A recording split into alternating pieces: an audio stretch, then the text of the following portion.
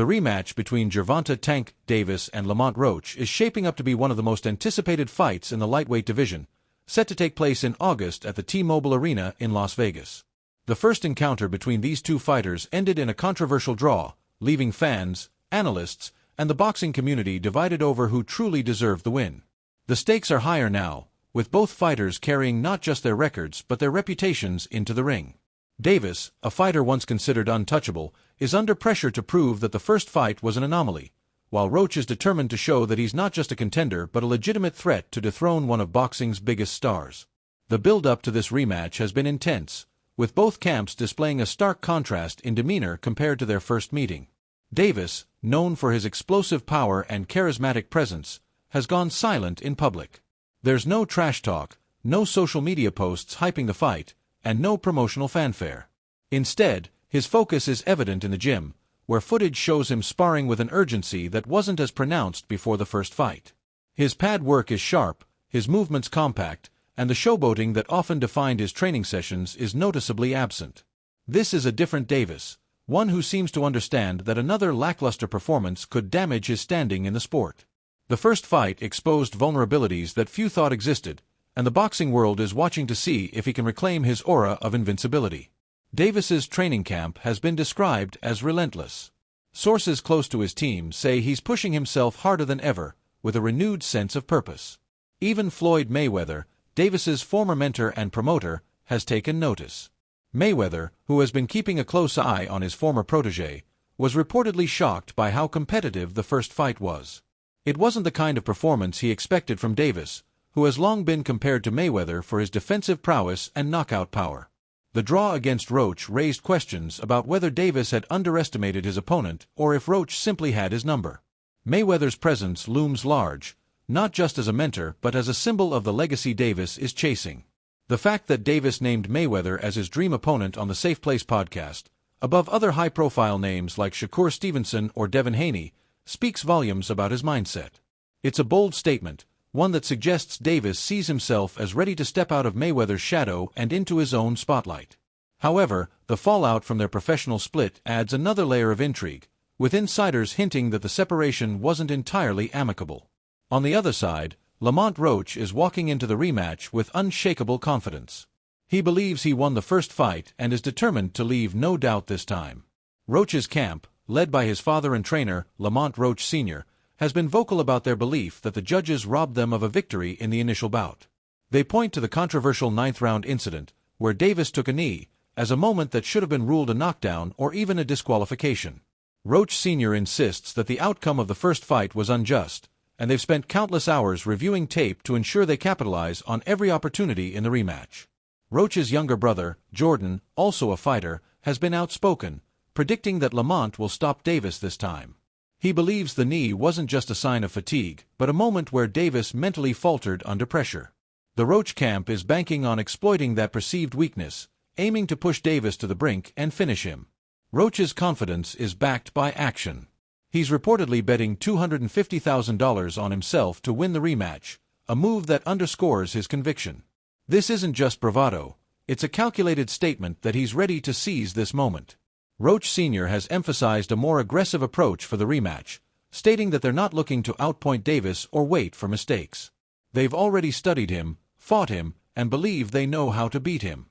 The plan is to make the fight decisive, leaving no room for judges to sway the outcome. Roach himself has echoed this sentiment, saying, "I know I won that fight. This time, I'm not letting it go to the judges. I want it clear."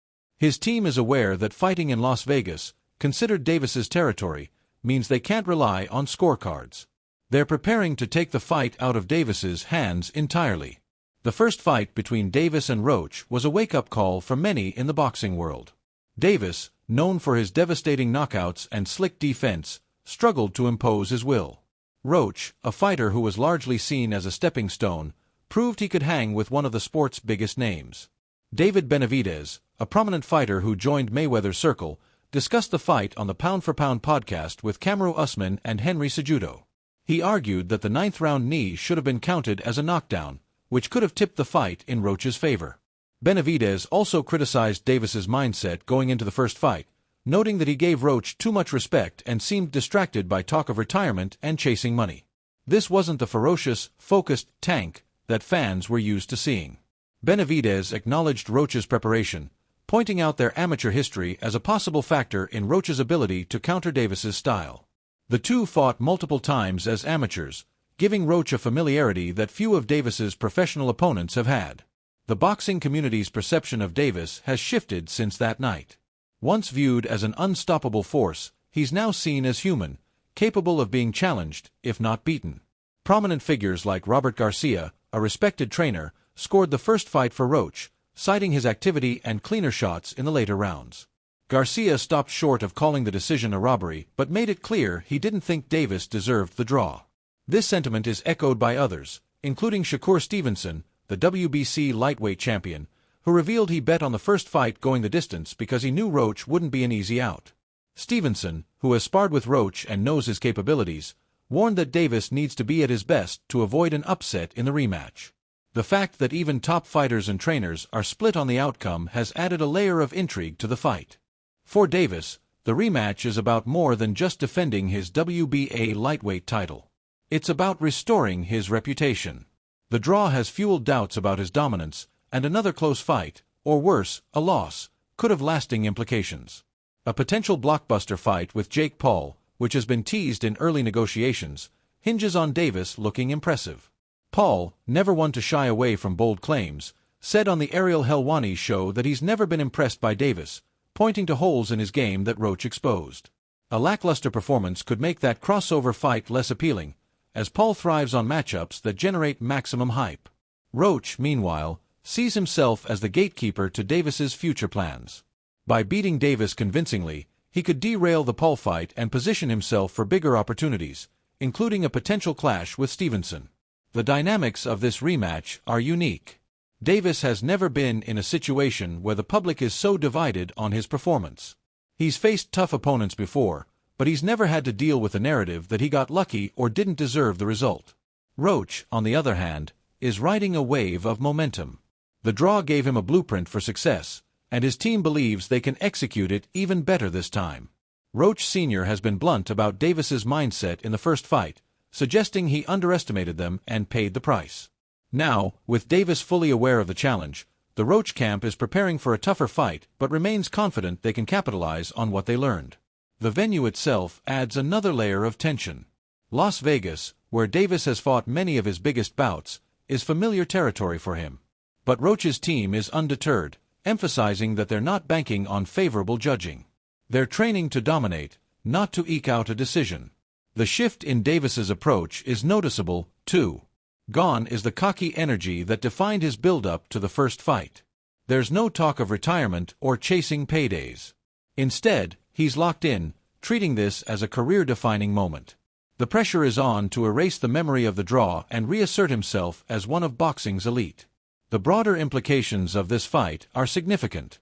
For Davis, a dominant win could set the stage for high-profile matchups, whether it's the Jake Paul spectacle or a unification bout with someone like Stevenson.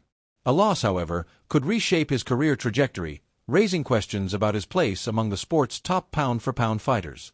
For Roach, a victory would catapult him into the lightweight elite, making him a legitimate contender for fights against Stevenson, Devin Haney, or other big names. Roach Sr. has already mentioned Stevenson as a potential target, signaling their ambition to compete at the highest level. The boxing world is buzzing with speculation about how this rematch will unfold. Some, like Eddie Hearn, believe Davis will be more focused this time but acknowledge that Roach is a formidable opponent. Others, like Stevenson, see Roach as a genuine threat who could pull off the upset. The contrasting styles, Davis's explosive power versus Roach's relentless pressure and ring IQ, promise a tactical battle. Davis will likely look to land his signature left hand early to set the tone, while Roach will aim to keep the pace high and exploit any lapses in Davis's focus. As the fight approaches, the narrative is clear. This isn't just about a belt. It's about legacy, redemption, and proving who belongs at the top. Davis is fighting to silence the doubters and reclaim his status as a feared champion. Roach is fighting to validate his belief that he's already beaten Davis and to seize the spotlight.